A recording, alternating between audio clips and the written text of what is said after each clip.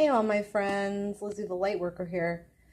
So today I want to talk a little bit about this Mercury retrograde, and also Scorpio season is sort of transitioning into Sagittarius season. So we're getting a combination energy with Scorpio and Sagittarius, and I thought what a great idea, I can do a reading for Scorpio and Sagittarius.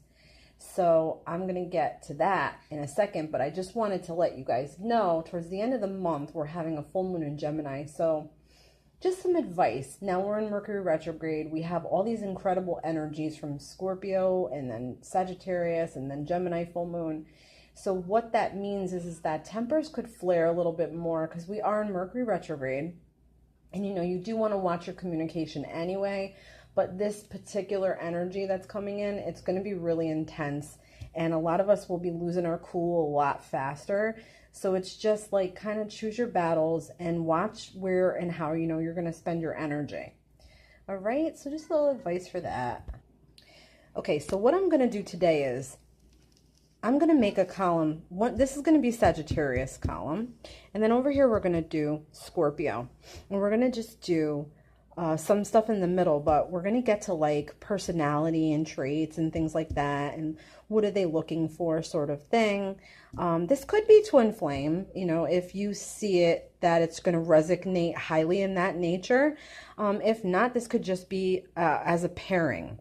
So we'll get into Sagittarius first. So Sagittarius is nature in this energy and in this union.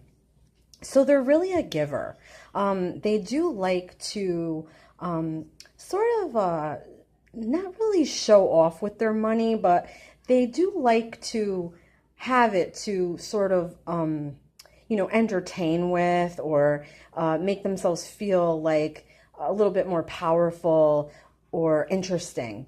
They're very, very generous in nature. They would really give somebody like their last dollar. But they really do have a lot to offer, not just with money, but with talents and their emotions and their friendships and their education level and experience that they've gotten from the world. So they have a lot to offer here. And they really would like to do that for the right people. So in that aspect. Okay, so interestingly enough, this is a fire sign energy. So this very well could be a Sagittarius. Could be a Leo or an Aries. That's the nature of this card, but we're in Sagittarius right now. So that's for perfect fit. Now, because they're giving and they are, in that nature, they like to take risks. They're very bold. They're very adventurous. They're not somebody you can easily tie down. They like to travel. They like to be on the move. They don't like to be bored. This is someone that would maybe start something but not finish it.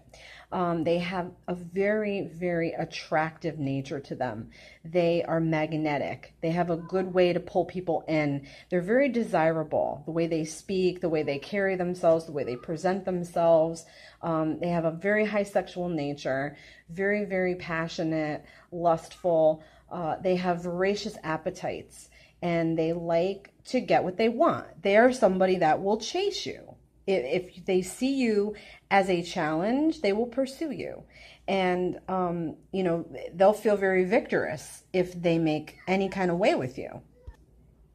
They're very protective people. So if they've formed a bond with you, and this includes their loved ones, and they will defend their loved ones. They will rise to a challenge for their loved ones. They'll do it very bravely. They won't care. The consequence. They'll just care about, your safety, making sure you're okay, and sort of putting on that brave armor and rushing into battle. They will do that. They have no problem doing that. And that comes from a very passionate, very loving place.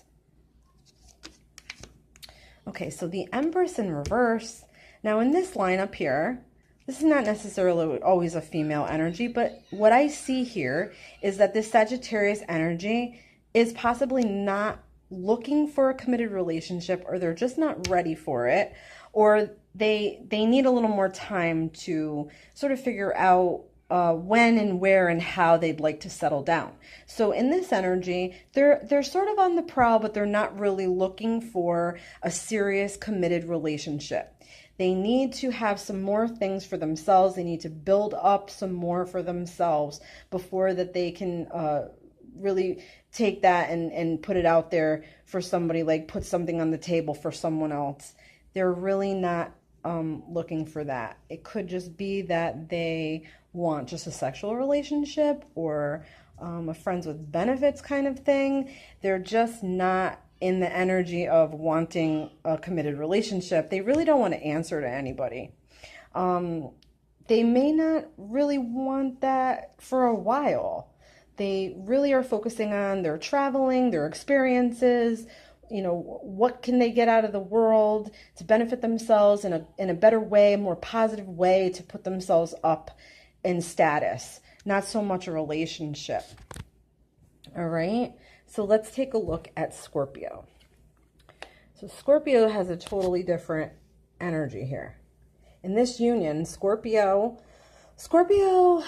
would be more a little bit brutal with their rules and their conformity and what they want, what they expect, what they need. They could be a little bit on the abusive side, I will say, with this, because the Emperor in reverse is somebody who's kind of demanding. But also in reverse, it's somebody who's a little bit irresponsible, someone who doesn't really they don't like pay all their bills. They don't have like their shit together. They're not dependable. They're not reliable. They're kind of like, just like they don't want to hear it either from anybody. They don't want anybody telling them what to do or how to do it. And my guess is that if you confronted them, even in a nice way or a non-judgmental way, you would sort of get a fight out of them or an argument out of them. They're sort of argumentative person. And they really,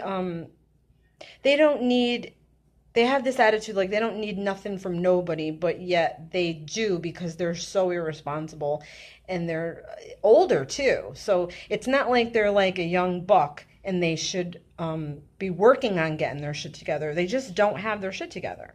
And they're just not nice. They have kind of a nasty attitude about a lot of things in life. Chip on their shoulder, that sort of thing. Okay, so then we got 5 of coins in reverse. So again, they really don't have a plan. They really don't have a lot going for themselves right now. They have an opportunity somewhere though to turn it around. They just need to accept help. So I'm thinking maybe when this Sagittarius energy is here and present, that Sag is helping them in some way, but they really do need to focus on a plan, getting their shit together, like I said, getting in a better mind frame, getting maybe healthier, maybe getting a different job, or just working on their finances and how they're going to save or what they're going to do to clear up debts and that sort of thing. But there is definitely a chance here for that. That can happen. And the 9 of Pentacles in reverse. Again, there's some issues with some money here and saving and responsibility. So they would have to get some responsibility, some better handle on that and handle on their emotions and the way that they're dealing with things, and possibly accept help from others. So, all right. Now the way that they pair together, interestingly enough, they would make each other happy. So one would have, I don't know, I feel like they'd be the yin to each other's yang sort of thing. That makes sense. I feel like they would come together and it would be, or it is, a happy union, and they would be celebrating. And it's possibly that they would be working towards a solid relationship for the future. They would have to come together on a lot of things and do a lot of, like, not so much bargaining, but they would have to do a lot of compromising for each other, you know? All right, so it's not something that's going to happen overnight. It's not something that's going to happen quickly. It's something that it's going to take some time. There might be some missed opportunities or some missing of the marks in between. But I feel like because this card is so strong that it is going to happen, or it will happen, or maybe they're going to have some kind of a mild breakup or miscommunication here, and something is going to have to be worked out. They might have to do a little bit of reevaluating, right? So let's do a final card. All right. So in the final card here, they're definitely going to have to choose their battles. If they come together in a union, or they want to come together in a union, or they are in a union, Sagittarius and Scorpio will have to watch their words towards each other. They'll have to watch what they say. They'll have to sort of temper those things. They got to be careful not to say things purposely to hurt each other. They got to be careful not to, you know, sort of be petty or I won, ha ha ha kind of attitude. Like, I won this battle, ha ha ha. That's the nature of this card. This is a very bratty bitch card. So they would have to watch that energy and that nature, and they would have to like, not like, you know, want it battle till the death kind of thing, or like get in each other's face and have screaming matches. That's what this is like. So it's a very unfair fighting kind of card. So they would have to sort of get that together if they were going to be together. So I'm going to pull one from the Psychic Tarot of the Heart. All right. So daydreams and decisions. So this is pretty much saying that they gotta, if they're going to come together and if this is going to work at all, they have to put aside, you know, any kind of fantasies about life or about love or about expectations of things. They would have to really just kind of let those things go, come into reality together, and fix what's wrong in both their paths, and not just like fantasize about the future together, but actually like plan and make it happen if it's gonna work. All right, because if not, they would be definitely fighting too much. So I hope you guys enjoyed this reading for Scorpio and Sagittarius. And many, many blessings to you all. Please like and subscribe. And thank you for watching. This has been Lizzie the Lightworker.